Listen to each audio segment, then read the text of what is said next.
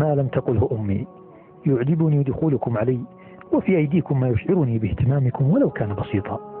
ما لم تقله أمي يحزنني انشغالكم بهواتفكم عني، فلا تراعون جهلي بهذه الأمور، وكأني طفلة بينكم لا أفقه شيئا.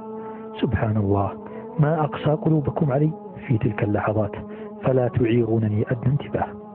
ما لم تقله أمي يؤلمني وقوفي في المطبخ مع آلام ظهري وتيبس قدماي، فهل أصبحت خادمة لكم ولأطفالكم؟ فلماذا لا تساعدونني؟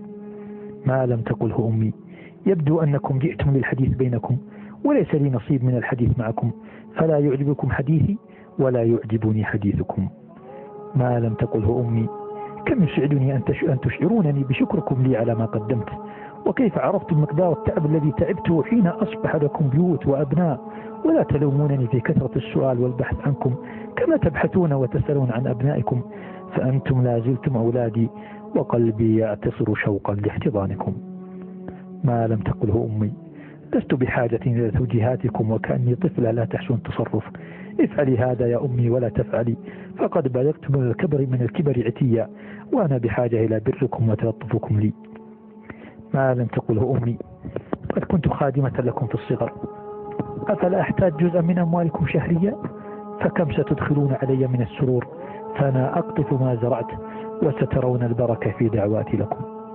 ما لم تقله أمي لماذا تغضبون بسرعة؟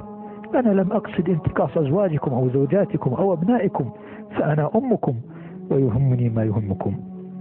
ما لم تقله أمي أفرح كثيرا بزياراتكم المفاجئة لي في أي وقت، وبالذات عندما أكون لوحدي. ما لم تقله أمي سيأتي يوم تدخلون علي بيتي ولا تجدونني، فتقبلوا نصيحتي يا أبنائي، فمهما قسوت عليكم فأنا أحبكم، وتقبلوا تحيات والدتكم التي ترى جمال الدنيا في سعادتكم.